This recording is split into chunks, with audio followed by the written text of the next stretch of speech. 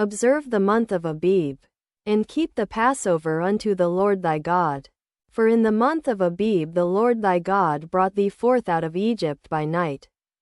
Thou shalt therefore sacrifice the Passover unto the Lord thy God, of the flock and the herd, in the place which the Lord shall choose to place his name there. Thou shalt eat no leavened bread with it. 7 days shalt thou eat unleavened bread therewith, even the bread of affliction.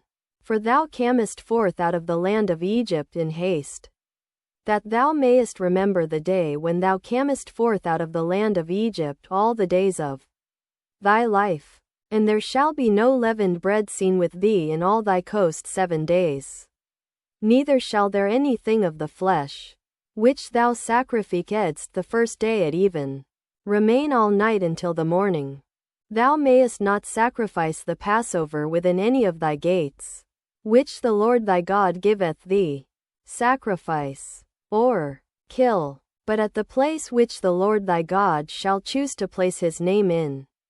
There thou shalt sacrifice the Passover at even, at the going down of the sun, at the season that thou camest forth out of Egypt.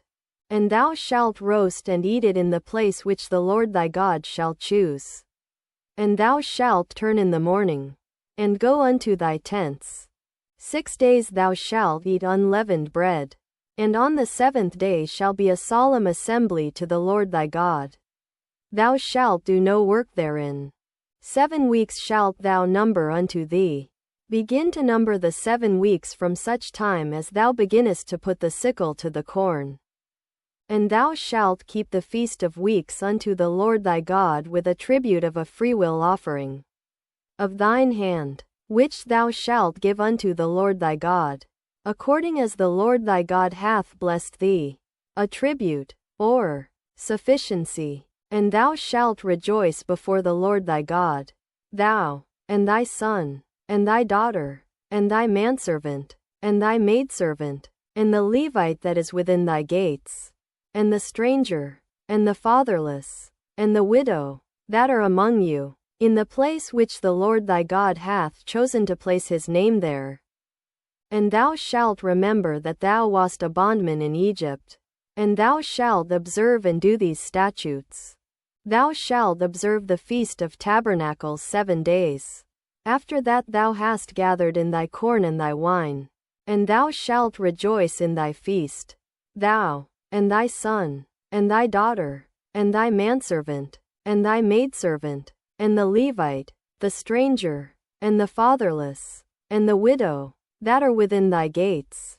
7 days shalt thou keep a solemn feast unto the Lord thy God in the place which the Lord shall choose, because the Lord thy God shall bless thee in all thine increase, and in all the works of thine hands.